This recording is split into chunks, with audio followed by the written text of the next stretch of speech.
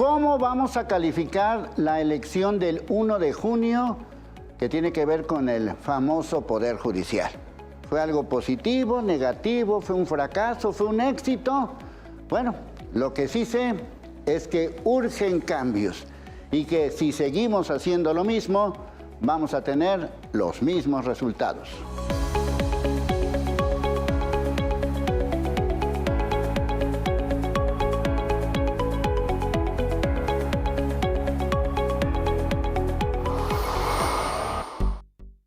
El pasado 1 de junio se llevó a cabo un suceso histórico. Se realizó la primera elección popular para elegir jueces y magistrados.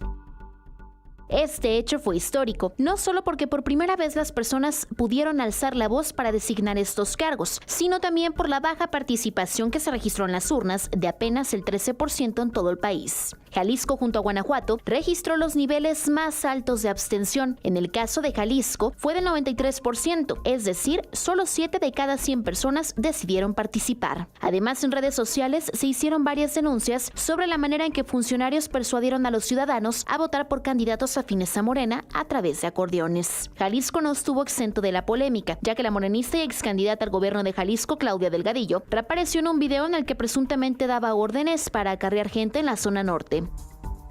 También lo que marcó la elección del estado fue el desdén del partido en el poder, Movimiento Ciudadano, donde ni el gobernador ni los presidentes municipales de la zona metropolitana salieron a votar. A pesar del fracaso en las urnas, para la presidenta de México, Claudia Sheinbaum, la elección fue un éxito. Para Cambios, Dalia Rojas.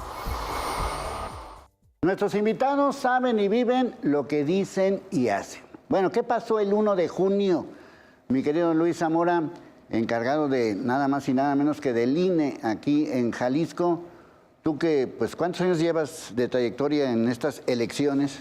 30 años de servicio 30 años. en el Instituto Federal Electoral, antes y ahora Instituto Nacional Electoral. Bueno, esta elección, pues ahora sí que te sacaste la rifa del tigre. Bueno, pues la verdad es que el Instituto Nacional Electoral, en su historia, hemos tenido frecuentes retos, precisamente, para poder atender adecuaciones de norma respecto a las reformas que se han dado, incluso hasta el cambio de nombre constituyó también cambio de funciones como autoridad electoral nacional y demás. Entonces, ahora de nueva cuenta, tuvimos un reto importante que atender con la ciudadanía el pasado 1 de junio y debo comentarles a todas y todos ustedes que para nosotros volvió a ser una gran oportunidad de un encuentro con la sociedad, un encuentro con la ciudadanía. Dispusimos lo necesario como autoridad administrativa electoral que somos. ¿Esto qué quiere decir?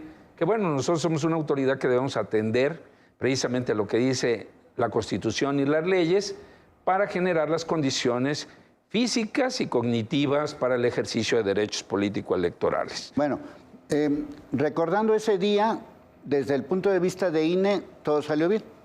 Pues sí, la verdad es que fue un ejercicio donde pudimos instalar las 4,989 mesas directivas de casilla que estuvieron programadas para ello. A partir de las 7:30 de la mañana aproximadamente, cerca de 29,000 personas propietarias de esas mesas directivas de casilla estuvieron también presentes para ser la máxima autoridad del día de la jornada electoral y recibir los votos. Fue un ejercicio igual de 8 de la mañana a las 6 de la tarde, como estábamos acostumbrados. Hubo elementos que, bueno, no teníamos antes, como el caso de las boletas con emblemas, no las hubo. Ahora las boletas fueron un poco más estructuradas, complejas para la elección de cada ciudadana y ciudadano de los 33 cargos que podíamos atender en las 6 boletas. Pero así llegamos a las 6 de la tarde. Afortunadamente incidentes no tuvimos durante el ejercicio que hicimos el 1 de junio. Esto favorecidos también por todas las autoridades de seguridad que atendimos en la mesa de seguridad, que nos concentramos en el escudo urbano C5. Ahí llegaron los requerimientos de la ciudadanía y de las mesas directivas de casilla a través del 911, pero la verdad es que todas y todos los ahí involucrados pusimos nuestro mejor empeño para atenderles. Posteriormente al cierre de la casilla, fue mucho más sencilla que en ocasiones anteriores porque no hubo escrutinio y cómputo de casilla por parte de la ciudadanía. ¿Por qué? Porque cada boleta tenía una cantidad de cargos distintos. Y tan es así que al INE se le encomendó, inclusive hasta el 10 de junio, a partir del 1 de junio, una vez recibido los paquetes, para contabilizar precisamente estas boletas o los cargos a elegir. Ellos hicieron la clasificación de boletas y lo pusieron de acuerdo a eso y contabilizaron. Hubo un 7.1% de los 6.744.000 infracción. Esto anda rondando entre más o menos 480.000 ciudadanas y ciudadanos que estuvimos. Y nada más para que tengan una idea, el por qué, porque a veces también dicen, qué casualidad que ahora los ciudadanos no hicieron el escrutinio y cómputo. Ese 7.1, esos entre más o menos 480.000 personas, reflejaban que debían contar la ciudadanía, si hubiese dado en la casilla, más de 15.840.000 cargos o oportunidad de elegir a un cargo. Entonces, eso es lo que hicimos y cerraron pronto las casillas entre 7 y 7:30, la gran mayoría, y los atendimos también en cuestión de los cómputos, concluyendo precisamente el viernes 6 de junio. Bueno, ya todo este tipo de situaciones, hay que recordar que tanto Guanajuato como Jalisco fueron los estados con menos participación. ¿Cómo lo calificas, Bianca? Qué bueno que lo tocas, Leonardo. Muchas gracias primero que todo por la invitación. Y bueno, pues sí, fue un ejercicio que se realizó pues para saber qué tanta aceptación se tuvo en Jalisco, por ejemplo, para ver si realmente es la mejor manera para elegir al Poder Judicial. Las estadísticas señalan que fue apenas el 13% de la población nacional quienes acudieron a votar en estas elecciones del Poder Judicial. Yo aquí traigo un comparativo de los años anteriores porque se mencionó que fue la elección con menor votación en 30 años. Por ejemplo, en 1997 hubo una elección del 57%, en el 2003 una elección del 41%, que fueron elecciones intermedias y que no se esperaba mucha afluencia. Generalmente cuando son las de los 6 años es cuando sale más a votar la ciudadanía. Sin embargo, la del año pasado, 2024, la elección, el porcentaje que se logró fue un 61%. Y bueno, si traemos las de 1994, fue un 77%. Fue preocupante para la OEA, para la Organización de los Estados Americanos. Para quienes no sepan qué es la OEA, pues es una organización internacional en la cual forman parte la mayoría de los países del continente americano y en el cual tiene la intención de promover la democracia, la paz, los derechos humanos. Entonces, vinieron observadores de la OEA a revisar cómo se iban a llevar a cabo estas elecciones. Dijeron que sí estuvo tranquilo, estuvo pacífico. Les preocupó la baja concurrencia e hicieron algunas observaciones que dijeron, bueno, no es recomendable tal vez que se haga este ejercicio para la votación de Poder Judicial. Sin embargo, si se va a seguir realizando, ahí van estas observaciones. Sí, sí. Que se las pasaban por el arco del triunfo. La presidenta dijo, no, pues a mí me vale y hagan lo que quieran. Bueno, a ver, Javier, ¿por qué crees que la gente no votó? Yo creo que, obvio, hubo, desde el punto de vista, y oyendo ahorita los números, los resultados, porque además, hay que decir, se votó y el porcentaje de votos nulos en razón de la participación fueron muy altos. Casi también. La cuarta parte. Entonces, eso también nos dice que simple y sencillamente la ciudadanía no ha estado de acuerdo o no estuvo de acuerdo con el fondo de este proceso de llevar a voto popular a quienes van a ser juzgadoras o juzgadores en el Poder Judicial Federal. ¿Por qué? Porque ya nadie se la come en el sentido de decir se está perdiendo autonomía, independencia del Poder Judicial y está claro que a través de unas reformas que de origen vienen viciadas, Morena hoy quiere cooptar al Poder Judicial Federal y destruye esa autonomía, destruye esa carrera judicial, y ahí están los resultados, que es una manera también, creo, el ausentismo o el abstenerse de votar de protesta. Sí. Aquí viene, Jesús, el término famoso de ¿esto fue legal o legítimo o las dos cosas o ninguna de las dos cosas? Desde mi punto de vista, ninguna de las dos cosas. ¿Por qué? Porque como lo menciona Javier, como ya lo refirió Bianca en el informe de la OEA, estamos ante una captura del Poder Judicial. Es decir, el árbitro no lo elige la porra, no lo elige el público.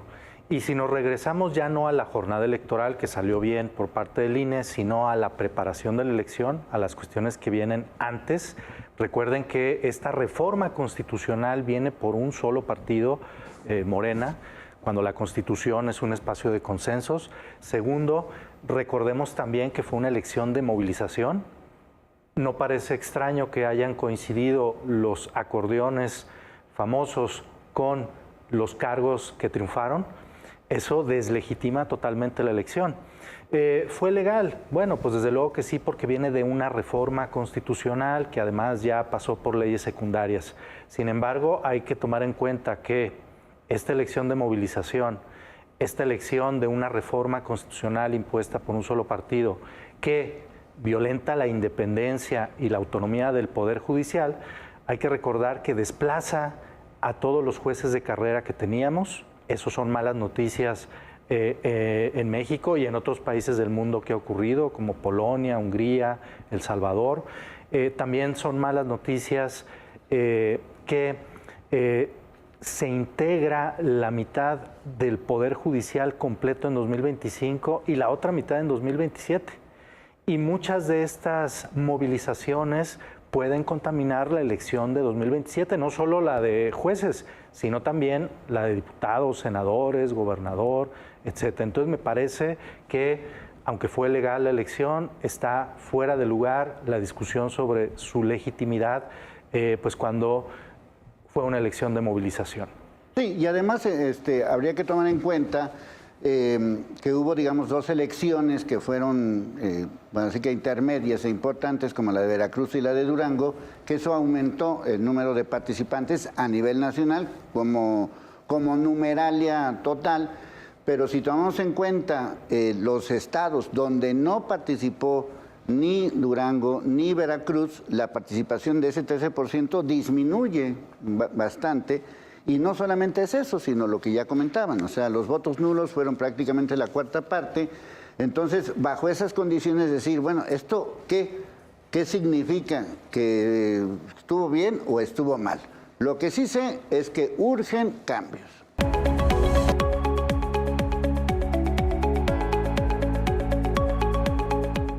Bueno, obviamente dentro de todo ese tipo de situaciones hay muchas cosas pues que mejorar y que corregir, desde luego. Desde el punto de vista del INE, ¿tú cómo consideras que esto de alguna manera, pues no sé si sea un poco más fácil, porque avisos hubo por todos lados, ¿no? La gente dijo, yo ni sabía, pues no sabías, pues salió en todos lados. O sea, no fue falta de promoción. ¿Qué consideras que pasó para que la gente no participara de una manera activa, por lo menos en Jalisco? Pues intentando interpretar precisamente la condición de las cantidades en cuanto a la participación, la verdad a mí me parece que es muy osado, al menos de mi parte, como autoridad administrativa electoral, el definir un posicionamiento acerca de esa situación. Porque respetamos a quienes sí lo hicieron, pero también respetamos a quienes no lo hicieron. Yo considero que hubo los suficientes llamados, por tanto, la condición, quiere decir que también por voluntad no estuvieron ahí con nosotras y con nosotros en la participación. Sin embargo, creo que buena parte se debe a la complejidad, yo creo, de la estructura de las boletas. Cuando mucho, nosotras y nosotros por siempre habíamos estado acostumbrados a elegir cuando mucho a 6 cargos. Habíamos tenido la oportunidad, y ahí yo escucho que puede haber una confusión seria en esta situación al momento de posicionarse. ¿Por qué? Porque 6 cargos ha sido lo que estábamos acostumbrados a ejecutar, a elegir. Ahora, en este caso fueron 33 cargos por cada ciudadano, cada ciudadana, que les decía yo hace un universo de 15.840.000 cargos o señalamiento de los cargos a elegir. Ahora, en cuestión de los votos nulos, y ahí sí te puedo decir que a mí también me llama la atención, porque está definiéndose los votos nulos como si fuera una boleta a un cargo. Y no es así. O sea, es el 26% contemplando precisamente los que anularon la boleta y también los que anularon ciertos recuadros. Y que no llenaron todo. Que no llenaron. Entonces, ahí hay una multiplicación distinta a lo que estamos acostumbrados en cuanto a ya calificar desde ahorita, que fue mucho en cuestión de votos nulos. Muchos en qué, respecto a qué. ¿Sí? Y ahí yo creo que seamos un poco cautos en esto, porque todo esto es nuevo, y las autoridades, como el caso de la autoridad jurisdiccional, la Sala Superior del Tribunal Electoral del Poder Judicial de la Federación, tendrá que definir esa situación. Pongo un ejemplo. En cuestión de medios de impugnación, en la norma establece, a lo que ya estábamos acostumbrados, es que si la cantidad de votos nulos supera la cantidad entre el primero y segundo lugar, entonces tiene que haber o es una condicionante para anular una situación de este tipo. Ahora, pues a mí me parece que no, porque están tomando en general todos esos votos nulos. Aquí hubo más de 4 millones de votos nulos, ¿sale? El 26%. Sí, pero estamos hablando de votos nulos y también los recuadros no utilizados. No es que tengamos una boleta, un voto. Entonces, si lo vemos así, de acuerdo a lo que señala la ley, que no fue adecuada en ese sentido, entonces vamos a esperar un poco también para que la autoridad jurisdiccional defina esa situación. Los medios de impugnación que ya recibieron los consejos distritales, están varios de ellos en ese sentido, ¿sí? Entre lo de la diferencia del primero y segundo lugar en cuanto a votos nulos. Pero insisto, falta todavía que esto concluya, digamos, y lo atendamos ya para que quede definida bien la figura de estos asuntos. Bueno, ¿ustedes consideran en algún momento dado que esto se puede impugnar de alguna manera? Por ejemplo, lo de la Suprema Corte de Justicia de la Nación, si quieren empezamos por ahí, ¿no? La persona que a final de cuentas tuvo más votos, pues mucha gente ni lo ubicaba ni lo conocía. Y pues resulta que al día siguiente tuvo casi 6 millones de votos, o por ahí de 6 millones de votos. ¿Cómo entender esa parte de decir alguien que no sabíamos que existía, de repente pues va a ser presidente de la Suprema Corte de Justicia de la Nación, ¿no? Bueno, ya lo decía Leonardo ahorita, Jesús, en donde pues de alguna manera, creo que lo dijiste de una manera propia, pero creo que ha sido muy claro el uso de los acordeones. Y yo creo que atendiendo al comentario que tú haces, hubo una movilización o una elección de movilización, me parece que era la palabra que utilizó Jesús, y simple y sencillamente el acarreo. Hay que reconocerle a Morena esa capacidad y obviamente esa pues habilidad para movilizar, y en este sentido, y el INE se pronunció, aunque creo en mi opinión ya muy tarde, respecto a esos acordeones que la ciudadanía y en muchos ámbitos o latitudes del país se conocían. Un desconocido lo está refiriendo, que tiene ese número de votos, pues creo que estaba claro que fue gracias o bajo esta movilización basada en coartar libertades, en generar expectativas, movilizar y pues de alguna manera dar consigna cómo y por quién votar. Sí. ¿Ustedes qué consideran? ¿Que esto de alguna manera se va a quedar así o se puede hacer otra cosa?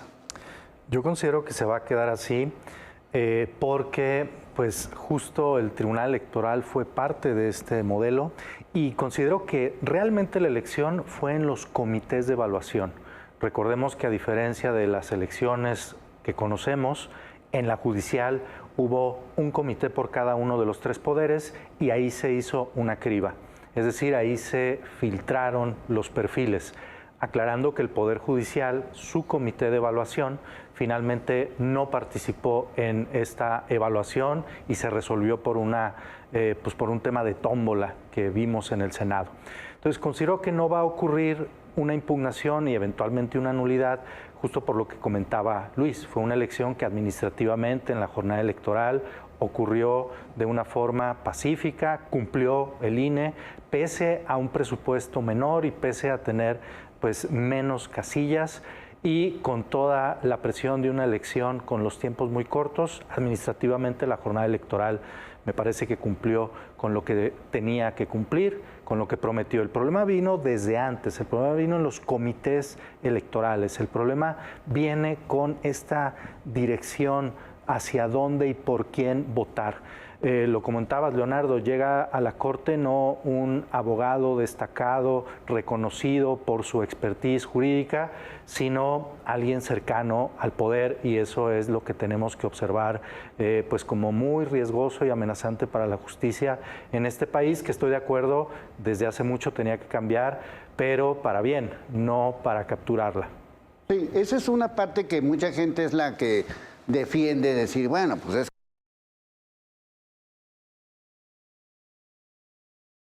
que los jueces en sus diferentes ramas son unos corruptos, entonces por eso, pues qué bueno que ya... ¿Qué puedes decir sobre eso, Bianca? Sí, muchas gracias, Leonardo.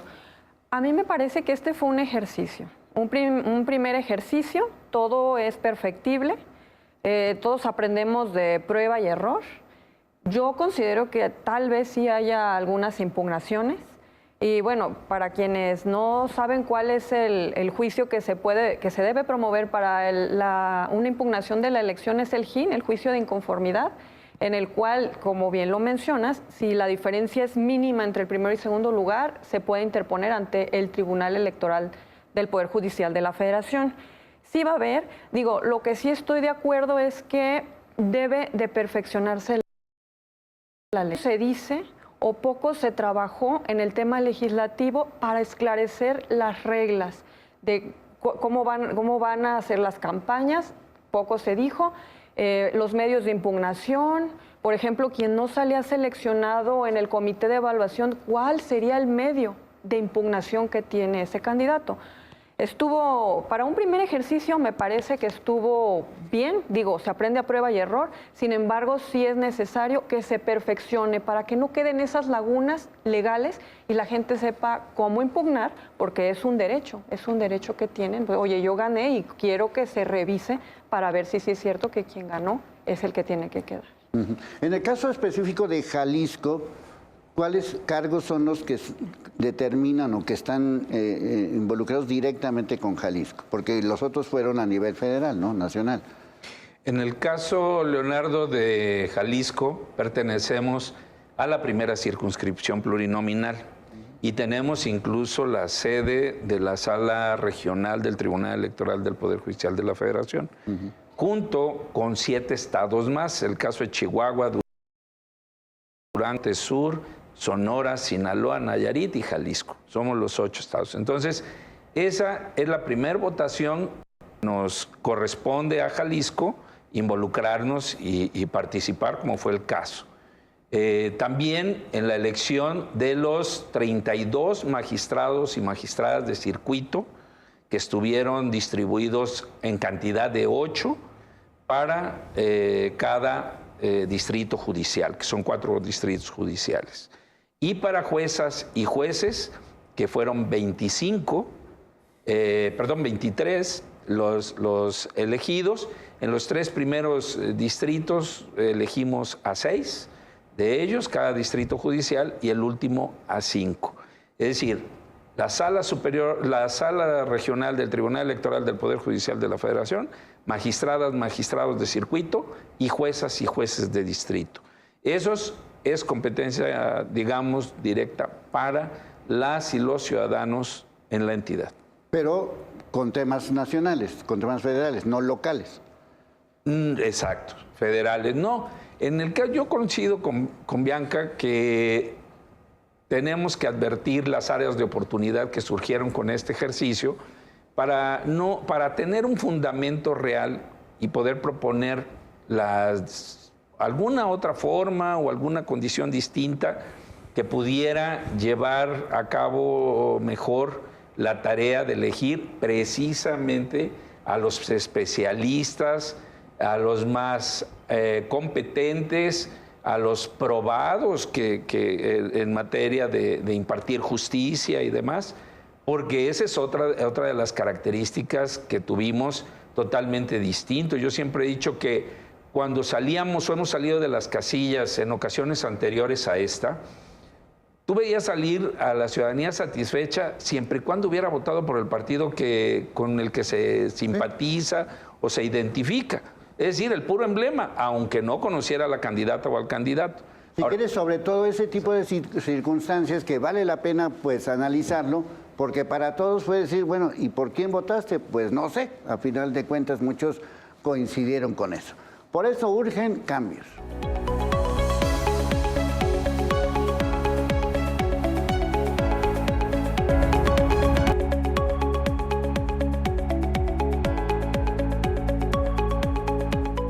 Bueno, ya nos estabas aclarando, Luis, cuáles son los cargos que sí determinan o que la gente que fue seleccionada, que fue elegida, tiene que ver con un trabajo en Jalisco, pero a nivel federal.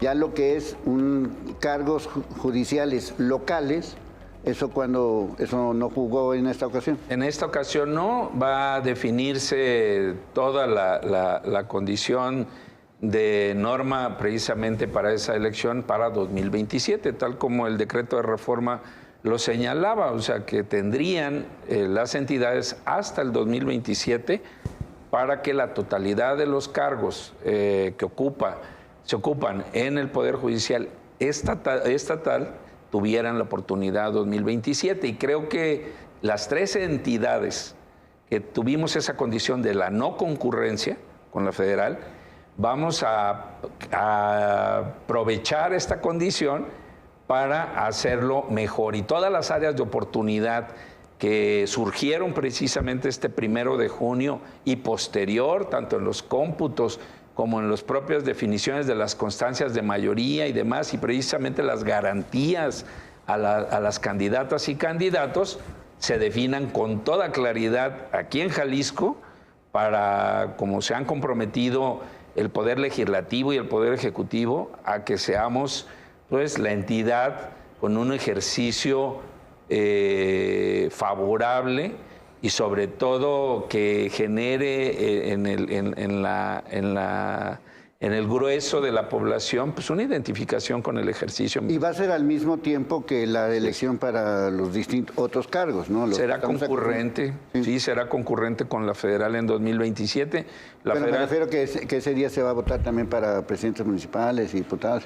Así es, así es. Así está hasta este momento. Sí. Precisamente, yo creo que de aquí a 2027, tanto el legislativo federal como el legislativo local tienen una gran oportunidad para generar lo que consideren necesario, que es su facultad y su responsabilidad, para que haya una mejor condición en esto. Yo veo también una área de oportunidad para que la ciudadanía vayamos reconociendo también que nos debemos de preparar en el ejercicio democrático. Entonces, conocer el perfil académico, el perfil profesional y demás de una persona nos lleva tiempo, definitivamente. Y mejorar las condiciones en las campañas o en la competencia para que tengan mejores opciones de comunicación con la ciudadanía, los contendientes y las contendientes, para darse a conocer con el electorado. Bueno, ya conforme han salido algunos nombres, pues algunos nombres, hablando específicamente de Jalisco, han llamado la atención, como estas dos juezas que están ligadas no solamente a la luz del mundo, que eso, pues cada quien tiene sus propias creencias y su manera y son respetables como sea, sino que más bien están ligadas con gente que tiene que ver con la luz del mundo, que como sabemos su máximo líder pues está en la cárcel condenado por delitos deleznables.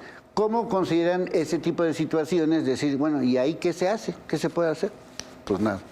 Sí, pues, a ver, es complejo porque si bien ellas son hijas, entiendo, de ministros directamente de esta iglesia, y bien lo dice, se respeta obviamente el tema de la creencia y la religión que se quiera practicar. Sin embargo, el punto es, volvemos al tema, la autonomía, la independencia, y no somos nuevos. Los que somos aquí de Jalisco sabemos que sí o sí la Iglesia de la Luz del Mundo, como también en otras asociaciones religiosas, pues también se influye, se tiene peso en ciertos sectores desde el punto de vista político, y eso se presta a lo que creo que hace muchísimo daño a los juzgadores. La autonomía y el no politizar perfiles, sino que sean precisamente perfiles técnicos, competentes, que ahorita que escuchaba a Luis y recordando lo que ha pasado aquí en Jalisco, aunque hay 6 reformas, entiendo, ahorita en stand-by o en la congeladora en la Cámara de Diputados local, al menos lo que sí está buscando a través de un comité en donde están las universidades, están los 3 poderes, etcétera, etcétera, se está buscando que haya un proceso de selección que no caiga en el juego de la tómbola, que no politice las designaciones o los nombramientos, y sí hablemos de gente competente y que por supuesto tenga una trayectoria que garantice esa autonomía e esa imparcialidad respecto al poder político. Sí, otro de los temas, lo que decíamos es decir, ustedes que de alguna manera son especialistas y que de alguna manera tienen más contacto que la población en general con el Poder Judicial, el Poder Judicial, tal como está ahorita, requería cambios. ¿Cuál es el problema principal, por lo menos en Jalisco, en sus diferentes formas? Bien, pues en Jalisco justo es un punto en donde las cosas pueden cambiar para bien, paradójicamente. ¿Por qué? Si revisamos los índices de Estado de Derecho para Jalisco, Jalisco aparece de media tabla hacia abajo. Es decir, el Poder Judicial local necesita cambios y cambios de calado. Y la reforma local, que todavía no se aprueba, puede ser la oportunidad para, con los mismos ingredientes que puso a nivel federal la reforma constitucional, lograr un resultado distinto.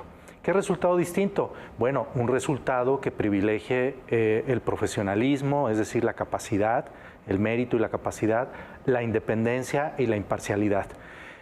Mientras que a nivel federal en esta elección tenemos la sensación los ciudadanos de que fue parcial, de que se decidió en otro lado y no en las urnas, en Jalisco podemos cambiarlo. ¿Cómo? La reforma judicial local, especialmente la propuesta que firmó el gobernador, que lleva varios de los análisis y propuestas de universidades, académicos, sociedad civil. Ahí pueden cambiar las cosas, ¿cómo qué? Bueno, ¿qué tal si hay una metodología única para que los comités de evaluación tengan criterios similares de elección y los ciudadanos podamos realmente ver si el nivel y el perfil de los candidatos y candidatas es mejor? ¿Qué tal si el Tribunal de Disciplina Judicial, en vez de ser un órgano persecutor que intervenga en los criterios, se queda únicamente como eso, como un tribunal de disciplina, procedimientos administrativos, sancionadores y nada más? ¿Qué tal si además se hace la asignación, no por de la adscripción, no se hace por algún territorio determinado, sino que como la lista de representación proporcional, que de acuerdo a los votos, de acuerdo además a los puntajes de evaluación, se vayan asignando esos perfiles y así no haya que acordeones, movilizaciones? Es decir, hay todo un espacio en lo local para crear un poder judicial independiente, profesional y por lo tanto además imparcial. Tenemos que no cerrarnos el espacio de oportunidad que tenemos y apostar hacia eso. Bueno, digamos que esto sería lo ideal, aunque las condiciones a lo mejor no se van a prestar, pero ¿ustedes cómo lo ven? Gracias. Pues mis recomendaciones, sumando a las muy buenas propuestas que hizo el doctor Jesús, que aparte fue mi maestro en la maestría y en el doctorado en materia electoral, que él es muy experto en este tema. Yo sí considero que, bueno, si vamos a votar por el Poder Judicial, que ya dijimos que no es lo más recomendable, pero si se va a quedar, pues hay que hacerlo bien.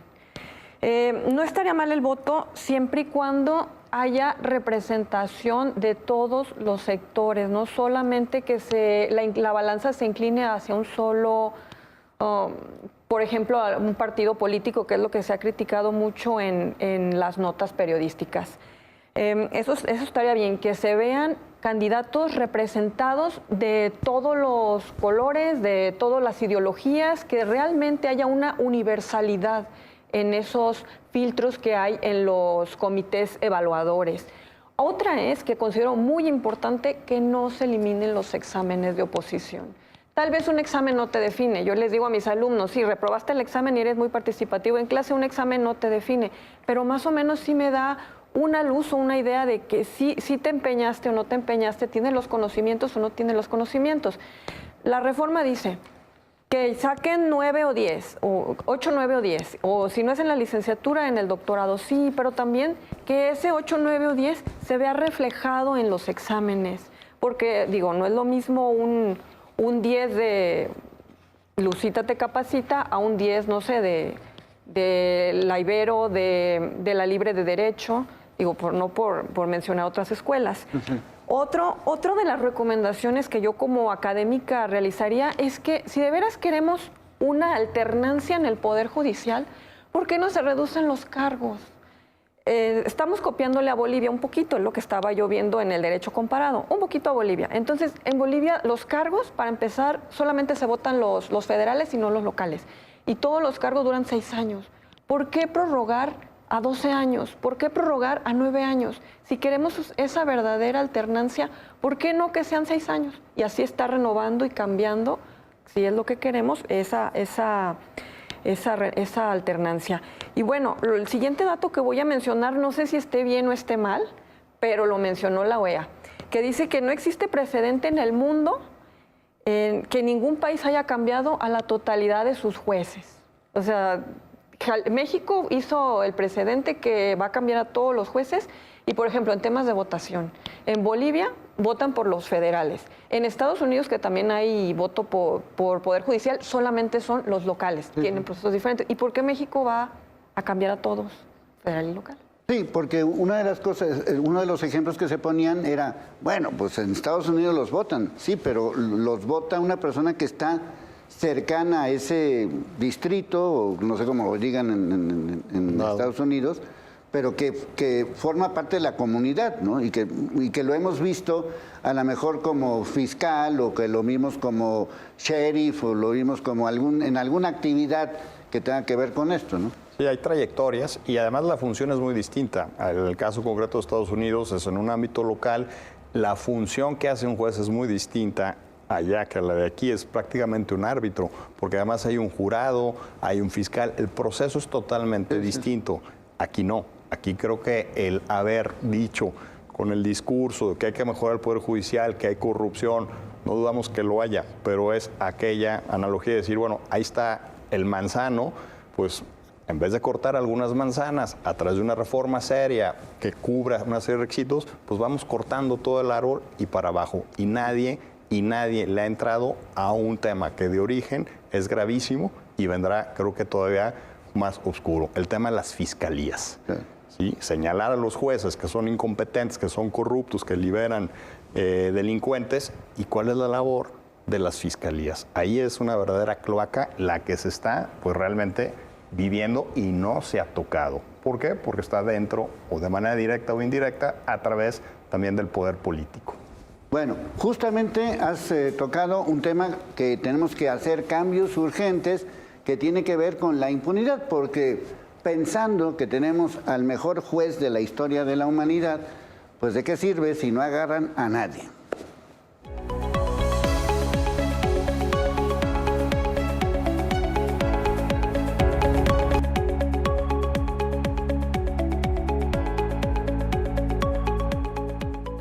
Bueno, fue justamente en este programa de cambios que un prestigiado académico de la Universidad de Guadalajara, Alfonso Partida Caballero, a través de una tesis de doctorado, nos presentó una cifra que tiene que ver con el tema de la impunidad, 99.12%. Esa es la cifra que estudió y que investigó y que nos dio a conocer aquí y en distintas formas, pues nos puede dar una idea del nivel de impunidad que hay. Es decir, en Jalisco el que la hace no la paga. Y a nivel nacional, pues seguramente también andarán rondando las cifras por más del 90 y tantos %. Lo que decía Javier, Jesús, pues ¿cómo puedo juzgar a alguien si no agarran a nadie, verdad? Tal cual, me parece que has dado en el clavo del problema que tenemos que atender. El problema principal es la impunidad, pero esa impunidad es reflejo de un Estado de Derecho absolutamente débil. Y lo hemos debilitado más con un poder judicial ahora partidizado o politizado. Si queremos que la impunidad baje, que no haya una gestión de la impunidad, porque luego vemos que a las personas de menores recursos sí pueden detenerlas y estar en prisión preventiva muchos años. Sin embargo, a personas poderosos, especialmente políticos, eso no ocurre. ¿Qué tendría que cambiar?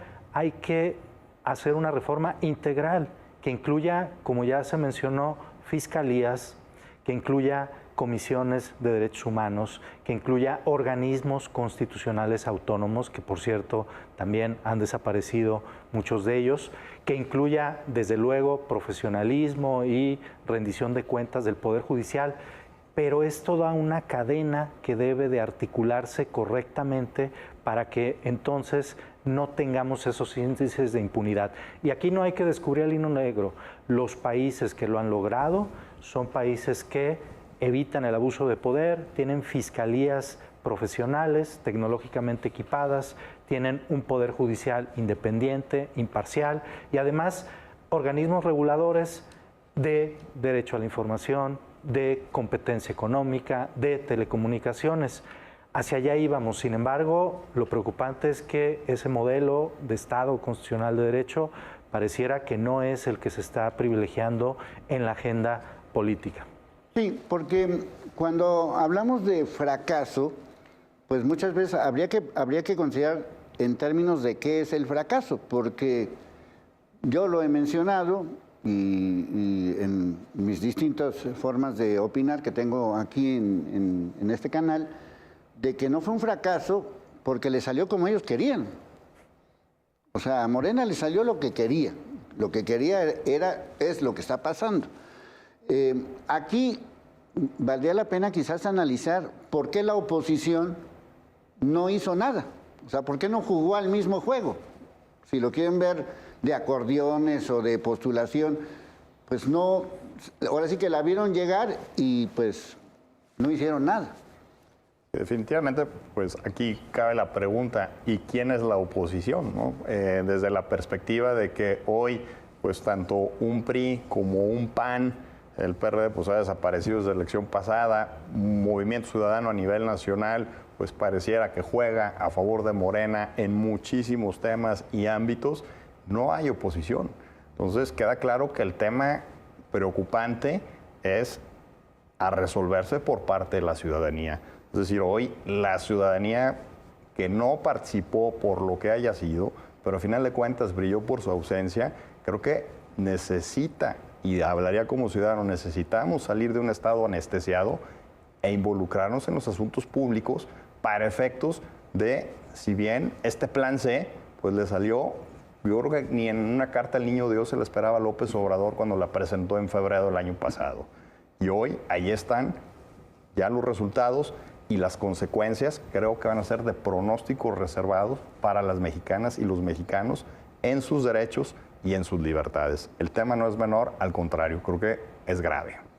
Bueno, otro de los temas que se ha mencionado en el entorno de esta elección, y me gustaría también que participaran, es esto, a final de cuentas, se convirtió en la dictadura perfecta, otros le llaman la dictadura blanda, otros le llaman la dictadura legal. ¿Sí llegamos a ese nivel? Pues me da mucha risa porque justo platicábamos que esto no es nuevo, se había venido como que es en años, en décadas pasadas ya había pasado. A mí me tocó cuando muy chiquita, yo nací en el 87, pero por ahí decían que se está reflejando muy parecida a la realidad de aquel lejano... ¿El 88? Ajá, del 88 ¿Cuando se cayó el sistema? ¿Qué? Cuando se cayó el sistema actualmente. Sí, claro. Entonces la historia se recicla. Coincido con lo que menciona Javier, que sí debemos involucrarnos, porque si tenemos esa apatía y no nos involucramos, pues nos va a arrastrar la ola hasta donde ella quiera. Bueno, Luis, dale un mensaje a la gente desde el punto de vista del INE, de todo este tipo de situaciones, porque a final de cuentas, pues fue un ejercicio, a final de cuentas resultó como lo quieran calificar. Bueno, el Instituto Nacional Electoral, el mensaje que pudiera darles es en el sentido de fortalecer y seguir conservando el ejercicio democrático para nuestro país, que prácticamente por pertenecer a la autoridad administrativa electoral y que recién en 1990 inició por exigencia de la ciudadanía precisamente el que pudiéramos creer Después de esa caída del sistema. en elecciones, o los resultados de las elecciones, que iniciamos con un trabajo de definición del padrón y el listado nominal apropiado y creíble y verificable para todos los actores políticos. Sí, nada más déjame aquí apuntalar por lo que está diciendo Bianca, que justamente por la caída del sistema, Bartlett, que en ese entonces era el secretario de Gobernación, pues era el secretario de la elección, como quien dice, ¿no? Entonces, a raíz de eso empieza lo que estás comentando, ¿no? Así es. Entonces, gracias a eso, se fue creciendo. Y miren, dejen ponerlo así. Hoy hay la oportunidad, y lo pusieron así, porque se considera a la ciudadanía que tiene idea del valor del voto. ¿Cuál es realmente el valor del voto? Puedes sancionar o premiar a un servidor público, ¿sí? Eso es lo que tenemos. Y eso lo alcanzamos, no con facilidad, lo alcanzamos aún en contra de la clase política en los 90s, cuando un voto nulo decía la clase política que la ciudadanía no sabía votar, nos decía Alife. El ciudadano no sabe votar y necesitan más preparación por parte del Instituto Federal Electoral. Tuvo que venir una campaña del voto nulo, surgido desde la ciudadanía, para mostrarle a la clase política que lo estaban haciendo con conciencia el voto nulo. Sí, que fue un movimiento a propósito. Sí. Así es. Entonces, en esa consideración no paró ahí y se requirió posteriormente una campaña del voto en blanco. Y después vino la alternancia en el poder, precisamente, y a mí me ha tocado andar en varias entidades de la República. Y cuando yo llegaba a una entidad de la República que no había tenido alternancia en el poder, la verdad es que la ciudadanía no tenía esa conciencia del valor del voto. Pero cuando ya había alternancia, consideraban ese valor del voto. Han hablado ustedes, y fue conocido por las redes sociales y demás, de los acordeones. A ver, aquí definitivamente también la ciudadanía debe responsabilizarse. Si el voto, el Instituto Nacional Electoral, las leyes le garantizan el secreto y la libertad, se trata de ejercicios de libertades en eso del poder emitir el sufragio. Pero un acordeón, claro que estaba orientando y tratando de incidir en el sentido del voto de los demás. Eso es un delito electoral, quieran o no, porque ya en las redes en algún momento lo dije antes de la jornada electoral, me ponían un tache. No, la verdad es que el Instituto Nacional Electoral, así empezamos en los 90s, ¿eh? Y decían, oigan, me dieron un sombrero, me dieron unos guaraches, me dieron una carretilla, me dieron un pico, una pala y demás, machete para trabajar. ¿Y qué le decíamos los del IFE? Usted agarre lo que le den y dentro de esa mampara le garantizamos que nadie puede saber el sentido de su voto. Entonces, también la ciudadanía, si queremos mantener el ejercicio del voto y el valor que tiene en sí mismo de cada quien el valor del voto, también hagámonos responsables para manera de atenderlo. Bueno, ¿qué cambio se necesita en estos momentos?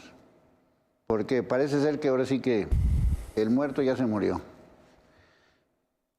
Yo le apostaría a la reforma local. Es decir, como comentaba hace un momento, con los mismos ingredientes, si logramos resultados democráticos, jueces imparciales, profesionales, Jalisco puede poner el ejemplo para subsecuentes reformas a nivel nacional. Y también tomar en cuenta algo, las instituciones, sean buenas, sean malas, siempre garantizan derechos, libertades, mejor que cualquier déspota ilustrado. Es decir, el gobierno de las leyes históricamente ha sido siempre mejor que el gobierno de los hombres. ¿Qué significa esto? Traducido a nuestro momento político democrático, que no podemos perder el Estado, no podemos perder instituciones, no podemos perder lo que ya hemos ganado. Entonces, yo haría un llamado a seguir manteniendo la construcción de un Estado de Derecho, de una democracia, la participación, la crítica, el análisis y en este momento estar atentos a una reforma local que sí garantice jueces y juezas capaces. Bueno, pues ya lo vieron, a todo nuestro equipo de producción, muchísimas gracias, a nuestro equipo de información, muchísimas gracias. Yo nada más les quiero señalar que hace algunos meses, en esta misma mesa, vinieron jueces, magistrados y gente profesional del Poder Judicial de Jalisco, que prácticamente si hubiéramos puesto este programa hoy, pues sería exactamente lo que pasó. Pero ahí hay una oportunidad para de alguna manera pues salvar lo que no pudimos salvar en esta elección. A nuestros invitados, muchas gracias. Al equipo de producción e información, muchas gracias. Soy Leonardo Schwebel, cambio y fuera.